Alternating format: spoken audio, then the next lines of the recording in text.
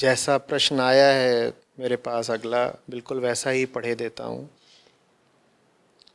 भाषा इस प्रश्न की थोड़ी विशिष्ट है, तो मैं शब्दों से छेड़खान नहीं करूँगा। हम एक छोटे गांव से 12वीं करे, अब दिल्ली विश्वविद्यालय के हिंदू कॉलेज में दाखिला पाए।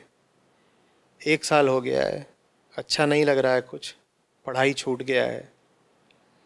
यहाँ सुंदर लड़की और अमीर लड़का का ही चलता है। हम सुंदर और अमीर दोनों नहीं हैं, बहुत हीन भावना भर गया है। कॉलेज छोड़ दें?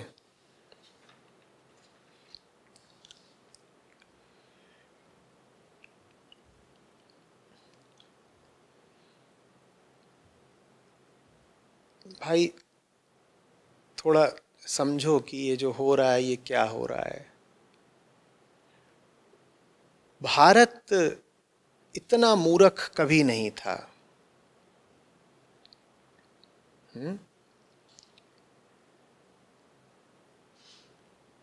कंचन कामिनी दोनों का यथार्थ भारत ने इतना समझा कि जैसे यहाँ की मिट्टी को ही अकल आ गई हो।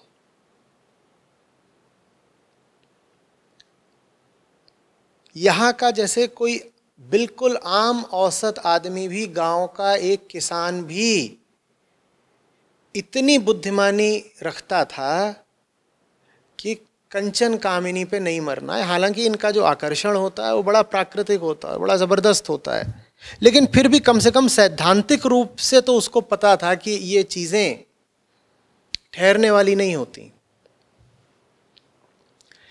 यही वजह थी कि भारत ने दैहिक शारीरिक सौंदर्य को कोई बहुत बड़ी बात नहीं माना। हालांकि श्रृंगार के यहाँ काव्य भी रहे हैं, श्रृंगार के शास्त्र भी रहे हैं, विविध तरीकों से सौंदर्य का चित्रण भी किया गया है, लेकिन फिर भी कोई शारीरिक रूप से इंद्रियों को कितना आकर्षक लग रहा है, इस चीज़ को भारत ने कभी बहुत महत्व दिया नहीं। मैं आज से 100-200 साल पहले तक की बात कर रहा था।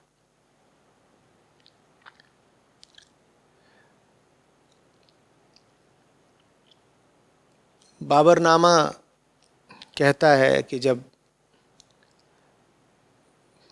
बाबर हिंदुस्तान में कुछ महीनों के लिए रहा तो कहा करे कि यहाँ के लोग अति साधारण हैं। न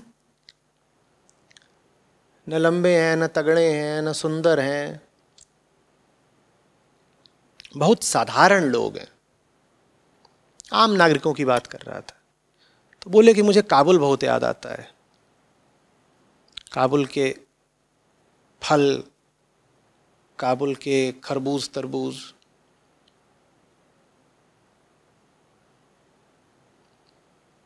हिंदुस्तान का तो चना भी काबुली चने से कुछ छोटा है। ये एक आम भारतीय की शारीरिक रूपरेखा थी।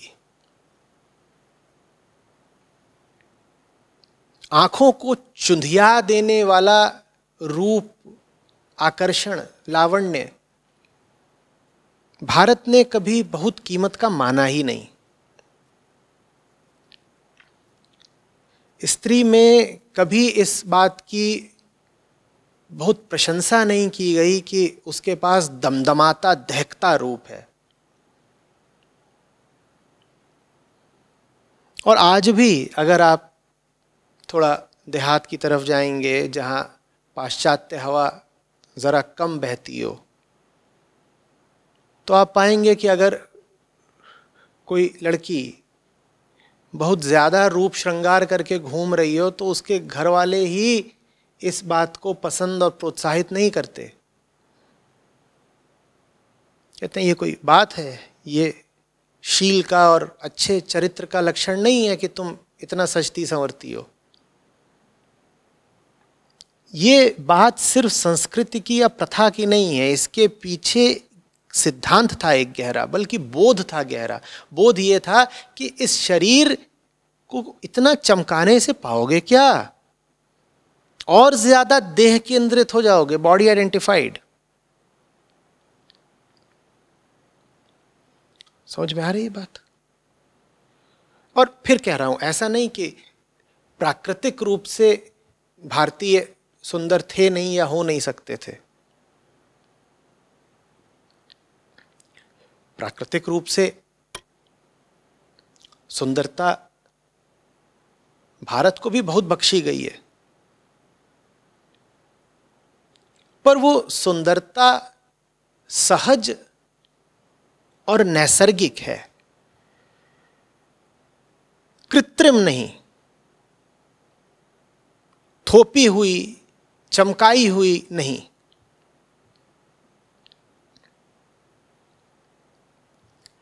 समझ आ रही बात? सरलता पर जोर था, सहजता पर जोर था, सादगी पर। जो जितना सादा रहता था उसको उतनी प्रशंसा और मूल्य मिलता था। इसी तरीके से धन की बात, भारत विश्व अर्थव्यवस्था में बड़ा अग्रणी देश रहा 17वीं बल्कि 18वीं शताब्दी तक भी। तो ऐसा नहीं है कि पैसे की भारत में कमी थी, लेकिन धन के प्रदर्शन को कभी अच्छा नहीं माना गया।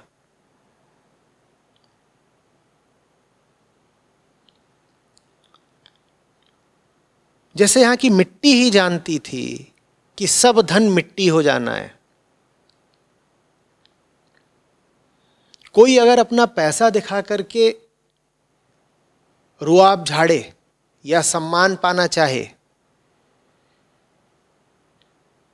तो उसको बहुत सफलता नहीं मिलती थी। अपवाद रहे होंगे, मैं प्रचलित संस्कृति की, आम संस्कृति की बात कर रहा हूं।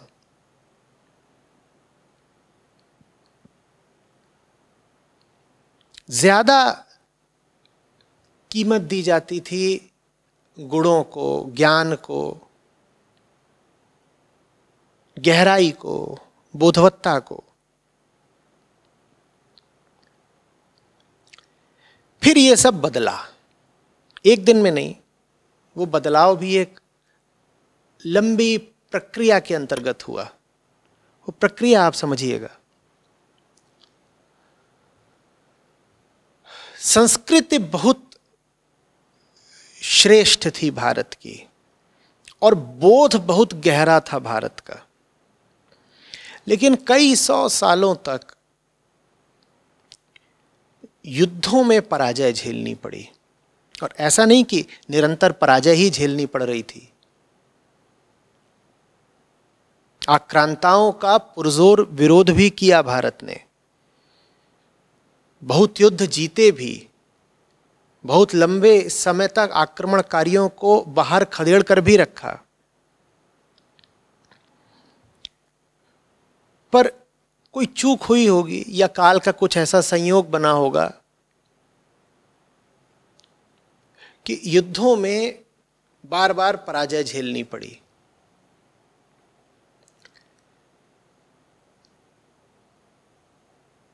एक बार दो बार होता है तो आदमी को अपने ऊपर शंका नहीं होती। आपको जिंदगी में अगर एक दो बार हार झेलनी पड़े, तकलीफ झेलनी पड़े, तो आप झेल लेते हो।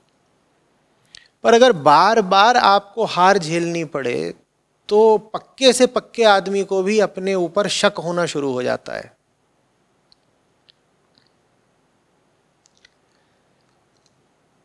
बहुत दिनों से हार झेल ही रहे थे, और फिर जब अंग्रेजों के आगे हार मिली,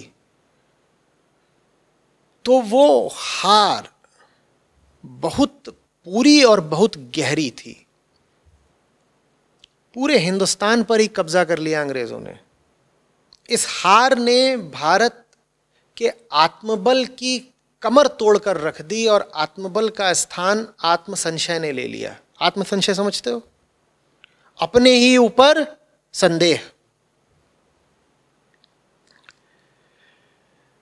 इतने सालों से हारते आ रहे थे कि ये जो आखिरी हार थी जो अंग्रेजों के हाथों मिली, इस हार ने अधिकांश भारतीयों को ये निष्कर्ष करने पर मजबूर कर दिया कि ये जो विदेशी हैं ये हमसे शस्त्र बल, सैन्य बल, बाहुबल में ही नहीं श्रेष्ठ हैं, बल्कि इनकी संस्कृति भी हमसे श्रेष्ठ है। बात समझ रहे हो? भारत के मन में हीन भावना घर कर गई। भारत ने कहा हम इतना हार रहे हैं, कोई वजह तो होगी। निश्चित रूप से जो हमें हरा रहे हैं वो हमसे सिर्फ सैन्य रूप से बेहतर नहीं है, उनकी संस्कृति भी हमसे बेहतर है। तो फिर भारत में अपनी ही संस्कृति के प्रति एक संशय का भाव जगा। भारतीय अपनी ही संस्कृति से हटकर उनकी संस्कृति अपनाने लग गए जो विजेता लोग थे। उन्होंने कहा कि भाई जो जीत रहे हैं उनमें कोई तो बात होगी ना कि वो जीत रहे हैं, तो मुझे जरा उनकी संस्कृति अपनाने दो। और उनकी संस्कृति में वैराग्य, विवेक, संयम, त्याग महत्वपूर्ण शब्द नहीं थे। जो विजेता लोग थे उनकी संस्कृति में विवेक, संयम, त्याग और वैराग्य ये शब्द नहीं थे। अब शारीरिक रूप, यौवन और सौंदर्य का महत्व बढ़ गया। अब धन के अर्जन और प्रदर्शन दोनों का महत्व बढ़ गया। बात समझ में आ रही है? और एक एक चीज जिसके साथ भारतीयता जुड़ी हुई थी उसका महत्व कम हो गया। जैसे भारतीयों ने कहा कि इस भारतीयता ने ही तो हमको इतना परास्त करवाया ना, तो हम इस भारतीयता को ही त्याग देंगे। तो भारतीयों ने अपनी संस्कृति, भाषा, धर्म इन सब से धीरे धीरे कन्नी काटनी शुरू कर दी। और सुनो, रही सही कसर पूरी की उस शिक्षा ने जो पिछले 100 साल से भारतीयों को दी जा रही है,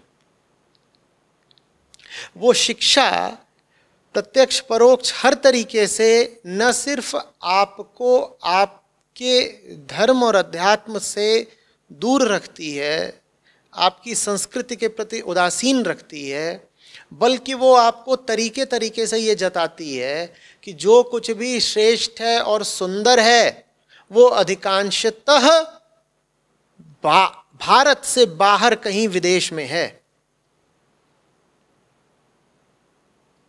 नतीजा ये हुआ है कि पहले तो भारतीयों में भारत के प्रति सिर्फ शंका का भाव था या उदासीनता थी। अब भारतीयों में भारतीयता के प्रति अपमान और अवमानना भर गई है।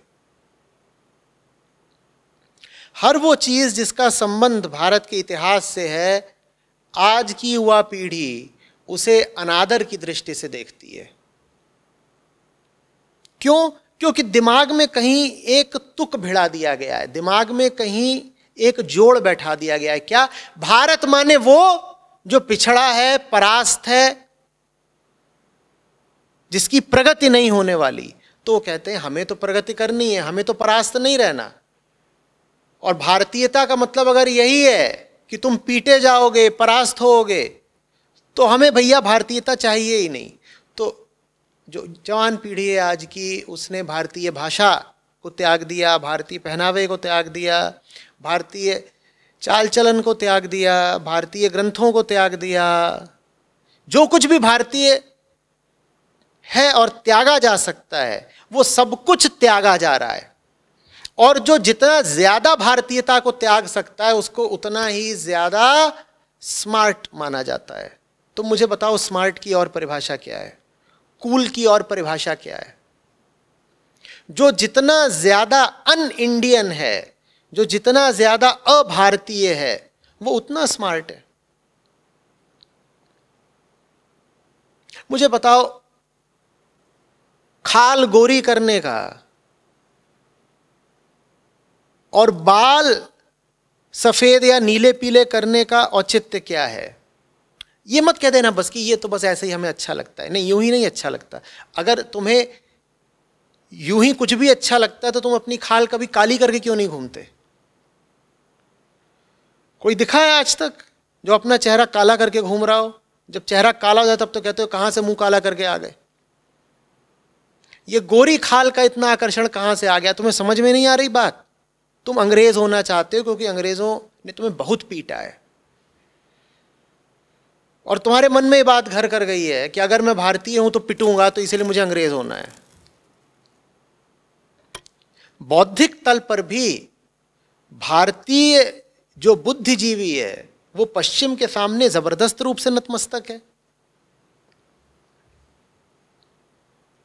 पश्चिम से सिद्धांत चलते हैं, पश्चिम से प्रयोग चलते हैं और भारत उनका अंधा स्वीकार और अनुकरण कर लेता है। मुझे दिखा दो कोई बुद्धिजीवी जो कहे कि मैं भारतीय भाषा में ही बात करना चाहता हूं। बुद्धिजीवी होने का तो अर्थ ही यही है कि जो कुछ भारतीय है तुम उस पर थूको, और जितना तुम जोर से थूकोगे उतने बड़े बुद्धिजीवी कहलाओगे। ये और कुछ नहीं है, ये बहुत गहरी हीन भावना है, और ये हीन भावना सिर्फ युद्ध के मैदान पे बार बार परास्त होने से और फिर सैकड़ों सालों तक गुलामी करने से आ गई है। इतना मानना ठीक था कि सामने वाला हमसे सैन्य शक्ति में बेहतर निकला, या उसकी जो सामरिक नीति थी, वॉर टैक्टिक्स, वॉर स्ट्रेटेजी, वो हमसे बेहतर निकल गई। यहां तक मान लेते तो ठीक था, पर हमने तो बहुत दूर की बात मान ली। हमने मान लिया कि वो बंदे ही हमसे बेहतर है। हमने मान लिया कि उसकी संस्कृति, कला, विज्ञान, भाषा, धर्म सब हमसे बेहतर है। हमने मान लिया कि हम उससे हर अर्थ में नीचे और गए गुजरे हैं।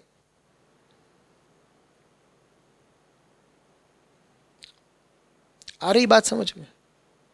ये आज के भारतीय युवा का मनोविज्ञान है। वो अपने आप को बहुत स्मार्ट और कूल समझता है, जबकि है वो सिर्फ हीन भावना से जबरदस्त रूप से ग्रस्त और आक्रांत एक सिकुड़ा हुआ प्राणी, जिसको पता भी नहीं है कि वो कितना डरा हुआ है और भीतर से कितना दरिद्र है, गरीब है। उसको पता भी नहीं है कि वो कितना झुका हुआ है, जिसको पता भी नहीं है कि वो किस कदर अंदरूनी गुलामी में जी रहा है। ये आज का भारतीय युवा है।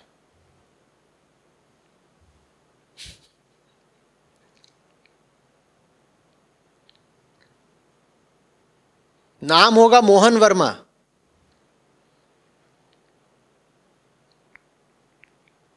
और इनका ट्विटर पे नाम होगा गैरी कूल। ये मोहन वर्मा गैरी कूल कैसे हो गया? और कोई पूछने भी नहीं आता कि मोहनवा,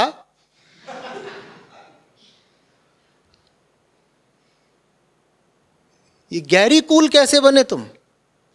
कोई सवाल ही नहीं कर रहा, क्योंकि हम समझना भी नहीं चाहते कि हमारे मन में वास्तव में चल क्या रहा है, हमारी इन हरकतों के पीछे वजह क्या है।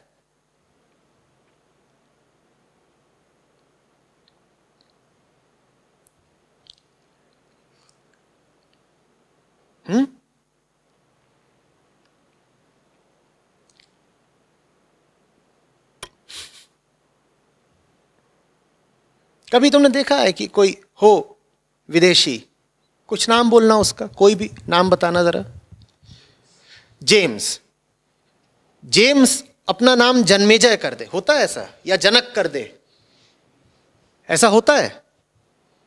या जेम्स अपना नाम जैमिनी कर दे। ऐसा होता है? नहीं होता ना। पर भारत में अगर किसी का बहुत सुंदर नाम हो, जनक, जैमिनी, उसका नाम तुरंत जेम्स पड़ जाएगा। ऐसा क्यों हो रहा है, मुझे बताओ।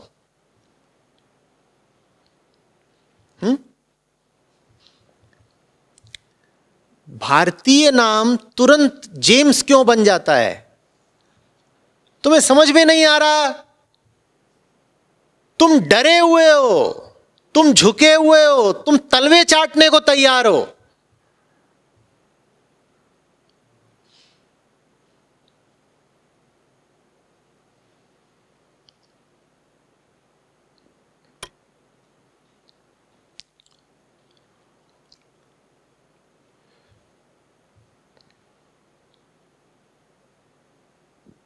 ऐसा कैसे हुआ जा रहा है कि कानपुर शहर में लड़का लड़की मिलते हैं और वो बातचीत अंग्रेजी में कर रहे हैं? कैसे?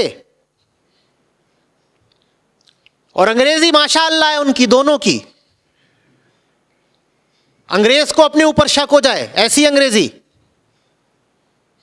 लेकिन उन्हें बातचीत करनी अंग्रेजी में। वजह बताओ, वजह स्पष्ट है। हाँ, तुम अपने को ही धोखे में रखना चाहो तो बात दूसरी है।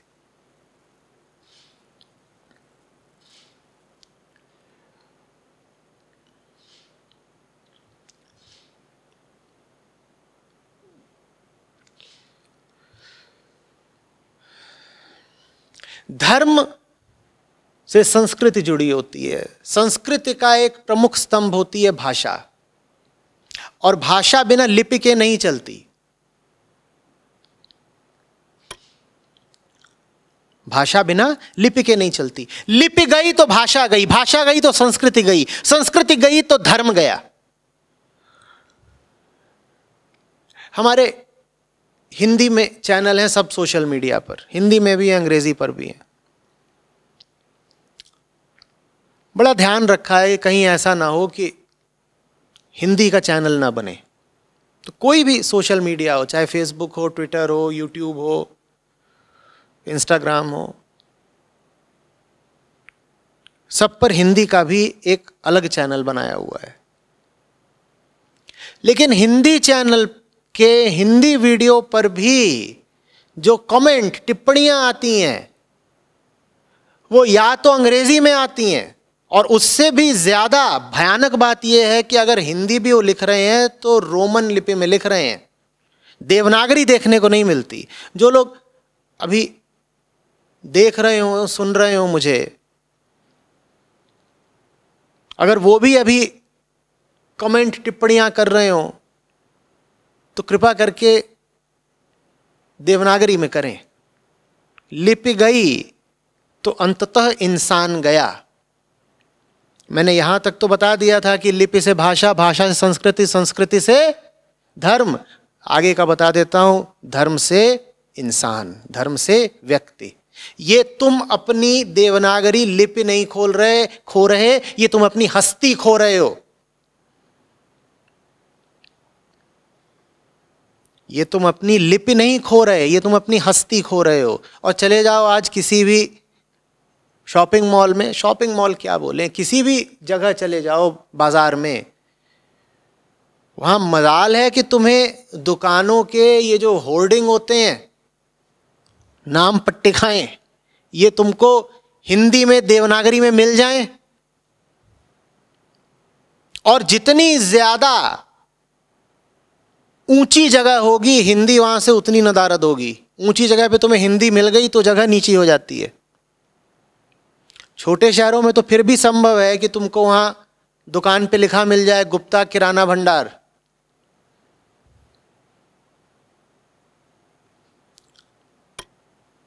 तुम गुड़गांव के किसी मॉल में चले जाओ या साकेत चले जाओ दिल्ली में, वहां पे तुम खोज के दिखा दो हिंदी कहीं पर, दिख नहीं रहा क्या हो रहा है। तुम्हारे मन ने एक रिश्ता बना लिया है कि पैसा तो अंग्रेजी से ही आना, और ये रिश्ता बिल्कुल झूठा है। जापान में पैसा अंग्रेजी से आया, चीन की तरक्की अंग्रेजी से हुई, बोलो। स्पेन अंग्रेजी पे चलता है, फ्रांस जर्मनी अंग्रेजी पे चलते हैं। अंग्रेजी की ये खूबी नहीं है कि वो अंतर्राष्ट्रीय भाषा है, अंग्रेजी की खूबी ये है कि अंग्रेजों ने हमें बहुत लात मारी है। ये सब बहुत झूठी बातें हैं कि अंग्रेजी से ही तो हमें अंतर्राष्ट्रीय ज्ञान मिलेगा। अगर अंग्रेजी से ही अंतर्राष्ट्रीय ज्ञान मिलना होता तो जापानी तो सब अभी तक फिर अंधे युग में जी रहे होते, बेचारे अज्ञानी। उनको तो अंग्रेजी आई नहीं, न रूसियों को आई, न फ्रांसीसियों को आई। और ये सब तो दुनिया के अग्रणी देश हैं, इन्हें कहां से आ गई? भारतीयों को शायद ये लगता है कि हिंदुस्तान से बाहर जहां कोई मिलेगा वो अंग्रेजी ही बोल रहा होगा। एक तो ये बहुत बड़ी गलतफहमी है। बाहर जैसे ही हम निकलेंगे वैसे ही जो ही मिलेगा अंग्रेजी बोल रहा होगा। हिंदुस्तान बेचारा बस पिछड़ा हुआ है, यहां हम देसी भाषाएं बोलते हैं, हिंदी, बांग्ला, पंजाबी, तमिल। बाहर तो सब अंग्रेजी बोलते हैं।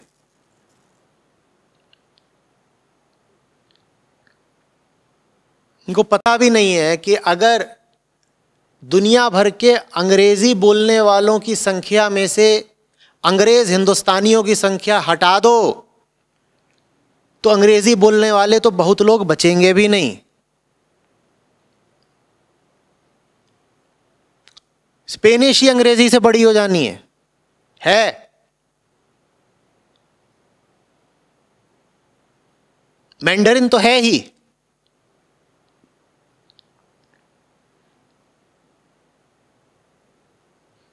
पूरा का पूरा दक्षिण अमेरिका अंग्रेजी बोलता है क्या? पूर्वी यूरोप अंग्रेजी बोलता है?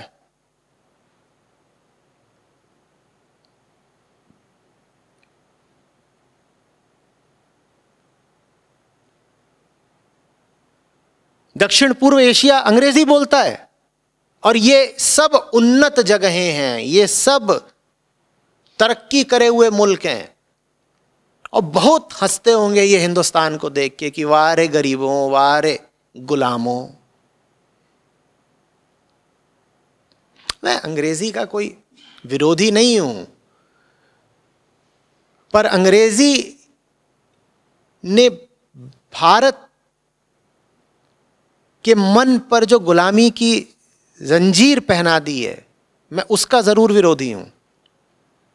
जैसे सब भाषाएं सुंदर होती हैं वैसे अंग्रेजी भी सुंदर है।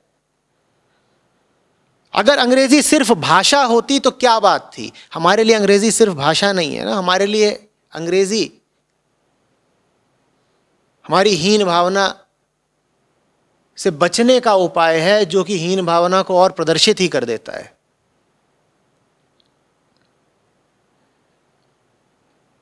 मैंने कहा था एक बार, मैंने कहा था तुम्हें अंग्रेजी इसलिए पसंद होती क्योंकि अंग्रेजी शेक्सपियर की, इलियट की, मिल्टन की भाषा है, तो बहुत बढ़िया बात है। पर तुम्हें अंग्रेजी इसलिए थोड़ी पसंद है। तुम्हें अंग्रेजी इसलिए पसंद है क्योंकि जब अंग्रेजी बोलते हो तो टीटी तुमसे टिकट के लिए नहीं पूछता।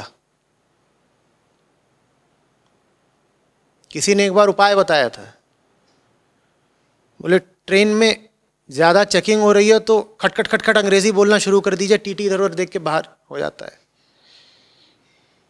फिर ज्यादा पूछता नहीं है। या किसी से बहसबाजी हो रही हो ज्यादा तो बहस अंग्रेजी में करनी शुरू कर दो, दब जाता है। अब ये सब बातें जाहिर है कि पूरी तरह सही नहीं है, पर पूरी तरह निराधार भी नहीं है। हिंदुस्तान में कुछ कुछ होता है ऐसा।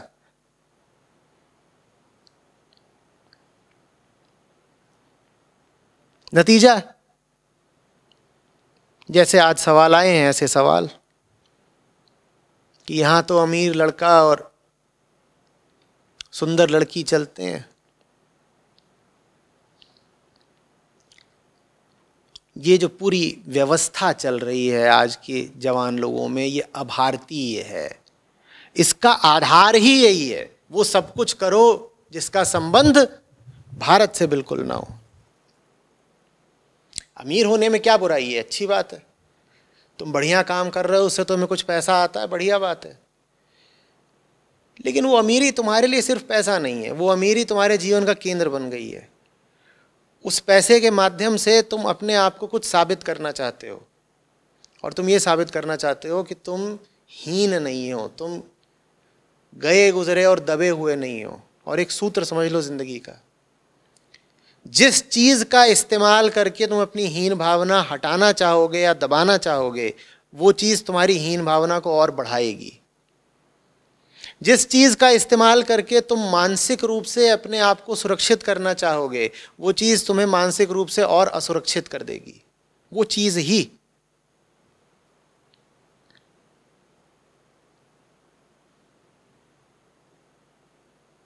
आ रही बात समझ में कुछ?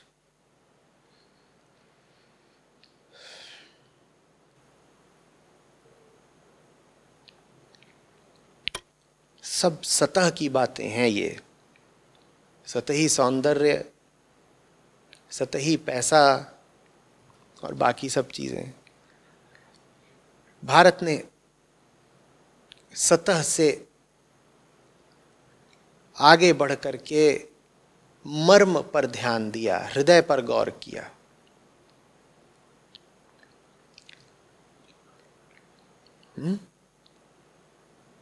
ऐसा नहीं कि सतह को ठुकरा दिया या सतह से घृणा करी, पर सतह पर अटका नहीं रहा भारत। ये सब जीवन की सतहें हैं।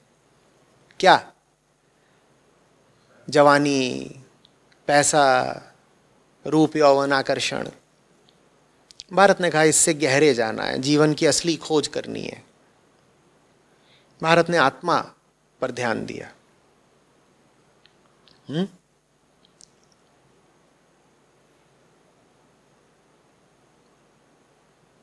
जो लोग उन चक्करों में फंसे रह जाएंगे जिनकी यहाँ बात कर रहे हो तुम, उनको जीवन सजा ये देगा कि कभी गहराई नहीं मिलेगी, कभी आत्मा नहीं मिलेगी, कभी सच्चाई नहीं मिलेगी।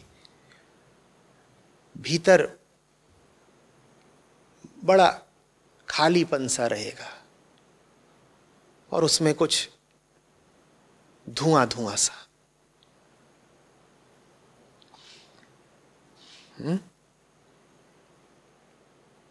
एक काम कर लिया करो,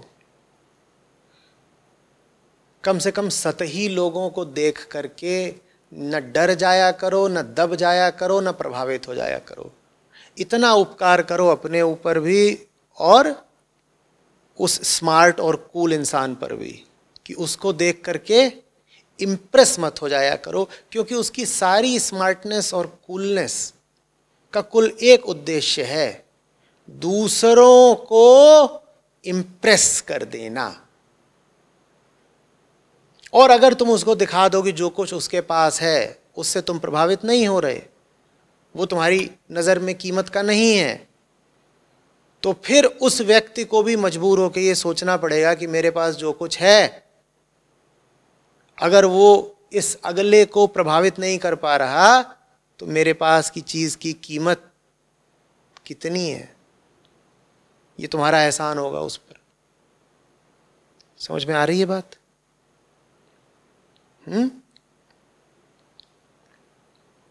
तिरछी चालें, कटीले नैन नक्श, धारा प्रवाह अंग्रेजी और पैसे का प्रदर्शन, इन चीज़ों से प्रभावित होना बिल्कुल बंद कर दो और हौसला रखो, जिगर रखो। किसी बहुत अंग्रेजी के कायल आदमी से भी शुद्ध हिंदी में बात करने का, या जहाँ के भी हो तुम, पंजाबी, कन्नड़, तमिल, जो भी, ये हौसला रखो। जब उसमें ये हौसला है कि वो एक खालिस हिंदुस्तानी से अचानक अंग्रेजी में बात कर सकता है, ये बात बचकानी है ना। तुम जाके खड़े हो गए हो एक हिंदुस्तानी के सामने और तुम उससे बात किस में कर रहे हो? अंग्रेजी में। ये बात ही बदतमीजी की है, पर तुम कर ले जा रहे हो। तुम जाओ और अमेरिका में एक अमेरिकन के सामने भोजपुरी बोलने लगो, चलेगा क्या? ये बात ही कितनी बेवकूफ़ी की लगेगी ना कि ये तो अमेरिकन है, उससे तुम जाके भोजपुरी क्यों बोल रहे हो। अमेरिकन के सामने भोजपुरी बोलना बेवकूफ़ी की बात है, लेकिन तुम्हारे सामने एक अपरिचित शुद्ध हिंदुस्तानी आ रहा है और तुम उससे बात की शुरुआत ही अंग्रेजी में कर रहे हो। ये बात भी बराबर की बेवकूफ़ी की क्यों नहीं है। तुम भली बातें जानते हो, तुम्हारे सामने जो खड़ा है उसे हिंदी आती है, तुम्हें भी आती है, तुम ये अंग्रेजी क्यों बोल रहे हो। और अगर बोलनी है अंग्रेजी तो अमेरिकन से आगे भोजपुरी बोल के दिखाओ, वहां तुम्हारी हिम्मत नहीं पड़ेगी, कांप जाओगे। कांपना छोड़ो, ये सीख है मेरी। न किसी के पैसे के प्रदर्शन के आगे दबो झुको, न किसी की ताकत के प्रदर्शन के आगे दबो झुको, और किसी की अंग्रेजियत के आगे तो बिल्कुल दबना झुकना नहीं है। आ रही है बात।